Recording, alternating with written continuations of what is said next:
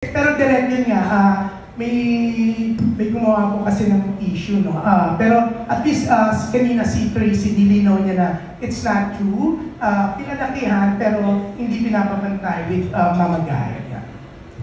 I think po, I think it would be unfair. So I think yung idea po of billing with anyone, I think for that matter na artista po, siguro alam naman po nila, like sinabi ni Bianca, na si Ate Guy deserves all the rightful billing that she deserves given that she is an icon in the industry. So wala naman po siguro magko-contest na ang kanyang billing ay yung billing na nararapat para sa kanya at sa mga iba pa pong artista na may history as a performer. So hindi ko po alam kung saan po nanggaling yun. Pero kami po, like si Miss Karen, yung producer namin, when we designed the poster, alam naman po namin kung saan ilalagay at kung para kanino nararapat po yung tamang billing. Kasi ako rin po bilang director, ayoko po nung syempre may naaapi or merong hindi tama dun sa billing. So kung ano po yung nakikita niyo po ngayon, I think yan po yung tama at nararapat. Yes, yan. Thank you, Direk, no? At least well explained, yan. Pero eto, kanina hindi na palabas yung trailer kaagad. Pero I saw the trailer already. Ang ganda ng trailer, ang ganda, si Bianca, ang ganda ng dating din niya, no? Tapos si Mama Guy, very interesting po yung trailer. Sabi niya kanina, di ba, sabi ni Bianca, she waited na mapalabas to. Kasi syempre, mga 2 years ba direct or almost 2 years to. Pero yun nga, ang ganda ng feedback ng trailer. Marami nagsasabi na it's so exciting na mapanood ang Mananambal. Tapos ang ganda pa kasi Viva's releasing the movie, di ba? So yan, Bianca, I'm sure naririnig nyo sila Kelvin, si EA, si Martin, and even si Jerry, no? Yeah, naririnig nyo yung positive feedback about the trailer. So, gaano kayo ka-excited na finally papalabas yung Mananambal? Ako muna.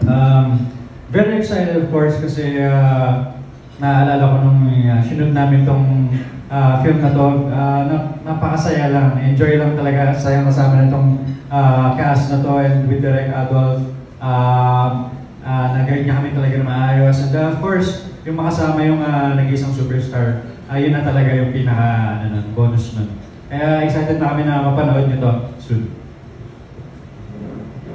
Ako, alam ko, lahat kami excited dito dahil bukod sa pelikula namin to, kasama namin ng nag-iisang superstar at na-handle kami ng tama ng aming direktor sa bawat eksena at ako, proud ako na mapapanood kong sarili ko ulit sa isang pelikula na nagkataon lang din na ngayon lang din kami uli nagkatrabaho sa mga kapatid ko dahil isang pelikula pa, kaya para sa akin, so napaganda namin to ng gusto.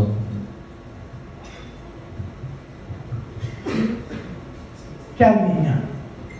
O sige, masaya. Siyempre, ako, unang-una, masaya ako dahil natapos na naman yung pelikula kasi sa totoo lang, ang dami talagang binigdaanan ng journey ng Mananambal. Sobra. As in, unexpected.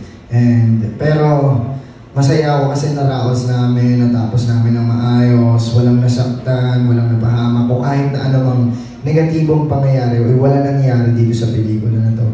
And excited ako sa part na sa muling pagbabalik ni Ate Guy.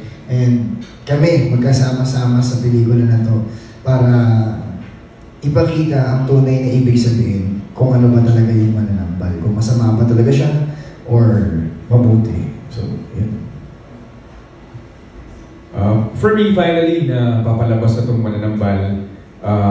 Gaya na nga sinabi nila, maraming pinagdaanan itong pelikula namin. And syempre, with the direction of Direk Adolf, inatapos namin yung pelikula. And gusto lang din namin ibalik dun sa producer namin, si Miss Karen. Syempre, yung tiwala na ibinigay niya sa amin. And syempre, kay Miss Nora Honor, sa ating superstar, alam ko na maraming nakamiss sa kanya sa big screen. Kaya, as a fan, nami-miss ko na rin siyang mapanood. So, we're very, very excited na mapapanood nyo na yung Mananambal on February 19. Thank you. Yeah. And of course, si Bianca, na Ang ganda-ganda, parang mahal na mahal siya ng camera. Oh. Abangan po ninyo ang Mananambal, showing in cinemas nationwide, February 19 na po. Maraming salamat. Yeah, thank you.